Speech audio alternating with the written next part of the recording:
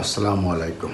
স্বাধীনতার ঘোষক শহীদ প্রেসিডেন্ট জিয়াউর রহমান 1978 সালের 1 সেপ্টেম্বর বিএনপি প্রতিষ্ঠা করেছিলেন। এর আগে 1977 সালে প্রেসিডেন্ট নির্বাচনের আগে বিচারপতি আব্দুস সাত্তারকে আহ্বায়ক করে জাতীয়তাবাদী গণতান্ত্রিক দল জাগদল নামে একটি রাজনৈতিক সংগঠন প্রতিষ্ঠা করেন।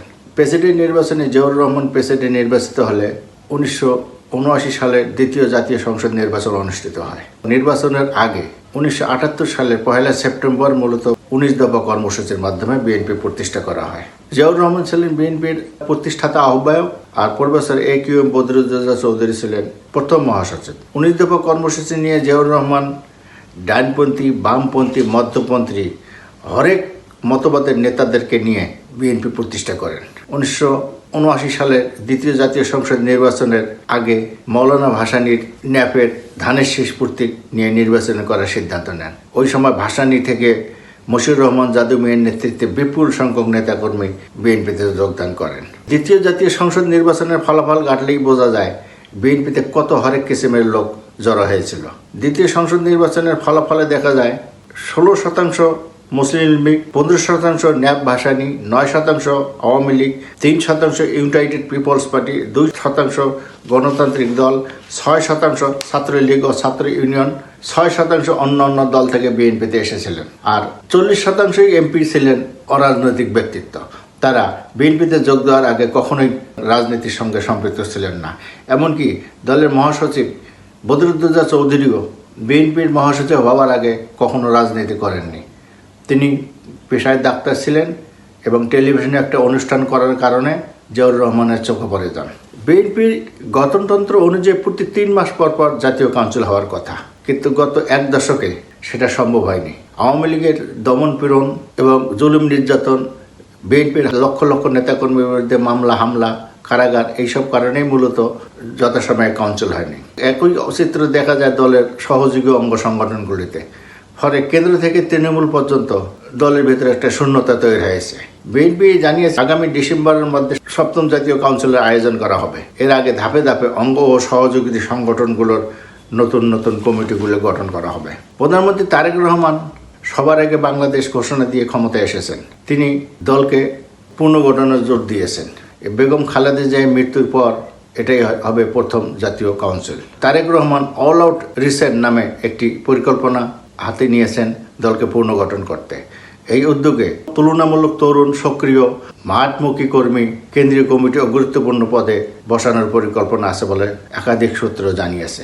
গত 18 বছর যারা মাঠে ছিলেন, আওয়ামী লীগের জুলুম নির্যাতন সহ্য করেছেন, কারাগারে ছিলেন, নানা কারণে তারাই মূলত দলের গুরুত্বপূর্ণ পদে পাবেন।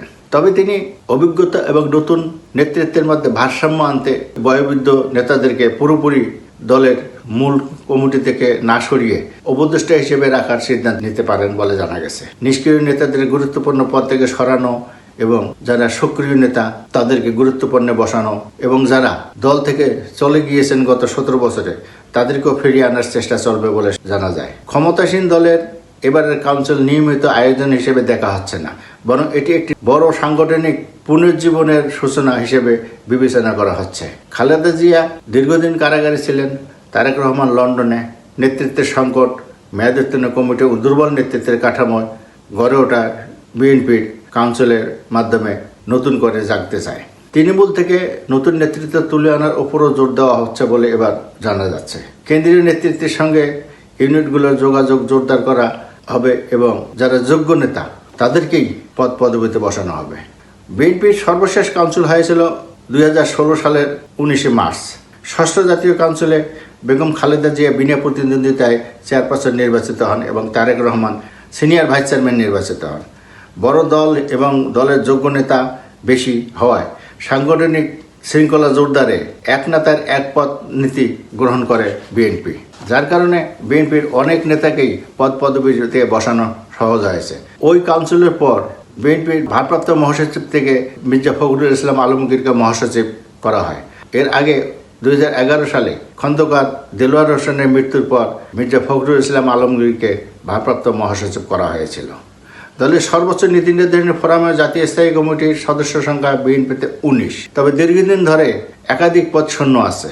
2025 সালের 30 ডিসেম্বর বেগম খালেদা জিয়া ইন্তেকাল করায় তারেক রহমান দলের ভারপ্রাপ্ত চেয়ারম্যান থেকে পূর্ণ চেয়ারম্যানের পদ লাভ করেন। বিএনপির 2016 সালের সর্বশেষ কাউন্সিলের পরে স্থায়ী কমিটির 2টি পদ শূন্য ছিল।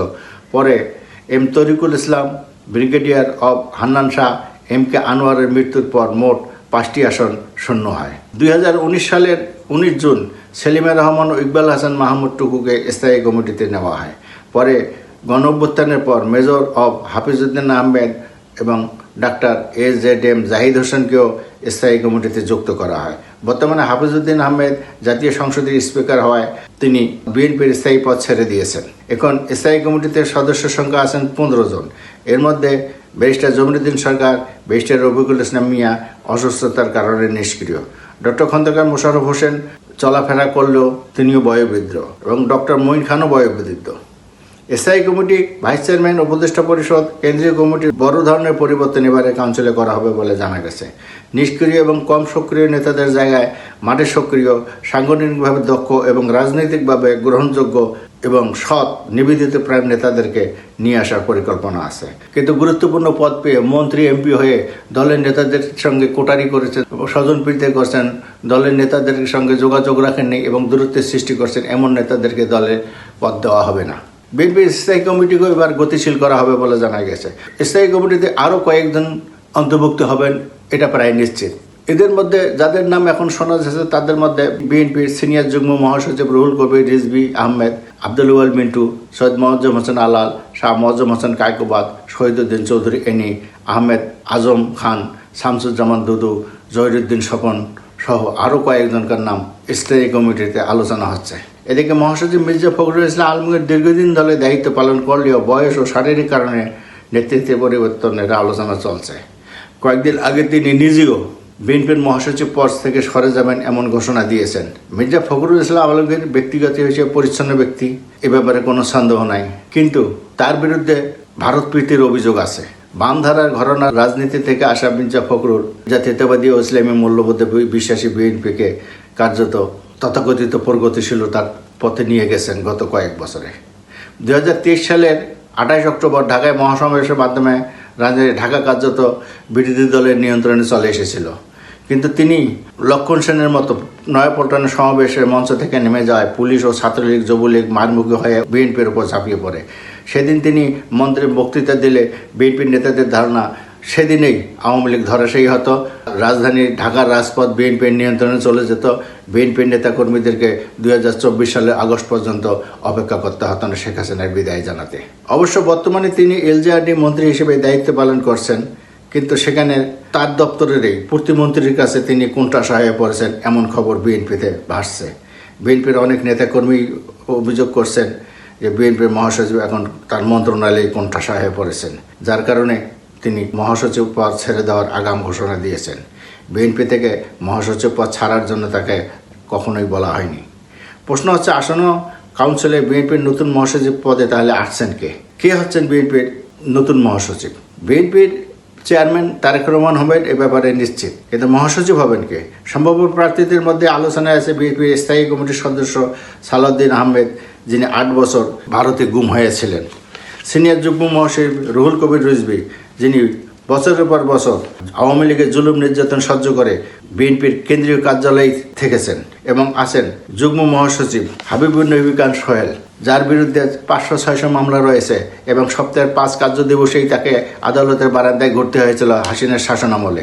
দিল্লির অনুগত নেতারা সালাউদ্দিন আহমেদকে মহাসচিব করতে তৎপর, কিন্তু তিনি সরকারে এবং দলে অত্যন্ত প্রভাবশালী উঠলেও মাঠ পর্যায়ের নেতাকর্মীরা তার বিরুদ্ধে অনেকটাই ক্ষুব্ধ।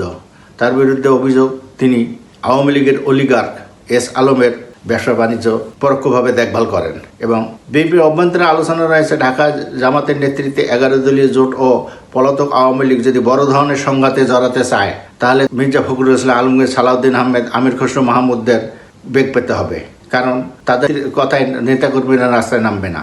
ঢাকার রাজপথ নিয়ন্ত্রণে রাখতে মির্জা আব্বাস, গয়েশ্বরচন্দ্র রায়ের মতো লোকজনকে খুবই বিএনপির জন্য গুরুত্বপূর্ণ। তারা 1 ঘন্টার নোটিশেই লক্ষ লোককে রাস্তায় নামাতে পারবেন। ক্ষমতাসীন বিএনপি কাউন্সিল যে ডিসেম্বরে হবে সেটা প্রায় নিশ্চিত। কাকে মহাসচিব করা হবে সেটা সময় বলে দেবে।